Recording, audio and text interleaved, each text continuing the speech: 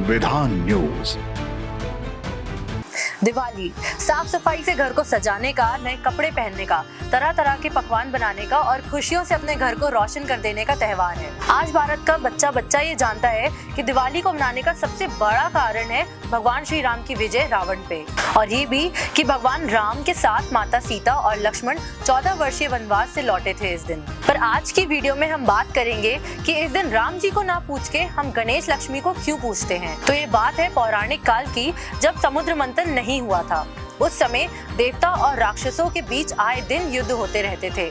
कभी राक्षस भारी पड़ते थे देवताओं के ऊपर, तो कहीं देवता शिकस्त कर देते थे राक्षसों को। पर एक बार देवताओं की शक्ति इतनी बढ़ गई कि उन्होंने राक्षसों को इतना डरा दिया कि उन्हें पाताल लोक जाकर छिपना पड़ा। और राक्षस जानते थे कि इस समय देवताओं को हराना आसान नहीं होगा, जब महालक्ष्मी खुद अपने 8 रूपों के साथ इंद्रलोक में विराजमान है। वहीं पे एक दिन जब ऋषि दुर्वासा अपनी माला पहनकर स्वर्ग की तरफ जा रहे थे, तो रास्ते में इंद्रदेव अपने हाथी ऐरावत के साथ जाते दिखे, जिन्हें देखकर ऋषि दुर्वासा प्रसन्न हुए और गले से माला उतारकर इंद्र की तरफ फेंकी। मगर इंद्रदेव अपने में मग्न थे, जिसकी वजह से उन्होंने ऋषि दुर्वासा की आती हुई माला नहीं देखी और माला ऐरावत के गले में जा पड़ी, जिससे ऐरावत ने झटक कर जमीन पर गिरा दिया और वो माला टूट गई। ये देख के ऋषि दुर्वासा नाराज हो गए और इंद्रदेव को श्राप दे बैठे कि तुम जिसके अहंकार में हो, वो तेरे पास से तुरंत पाताल लोक चली जाएगी। ऐसा बोलने के बाद ही माँ लक्ष्मी स्वर्ग लोक छोड़कर नर्क लोक जा पहुंची। माँ लक्ष्मी के चले जाने से इंद्र और बाकी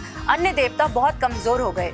वहीं दूसरी ओर माँ लक्ष्मी को देखकर राक्षस खुश होने के साथ साथ बलशाली हो गए और इंद्रदेव से लड़ने जा पहुंचे। परेशान होकर इंद्रदेव, बृहस्पति देव, बाकी सभी देवताओं के साथ ब्रह्मा जी के पास पहुंचे और उनसे इस चीज का हल मांगा, जिसके जवाब में ब्रह्मा जी ने समुद्र मंथन का रास्ता बताया। इसी के बाद देवताओं और असुरों के बीच समुद्र मंथन हुआ। हजारों साल चले इस मंथन में एक दिन महालक्ष्मी प्रकट हुई।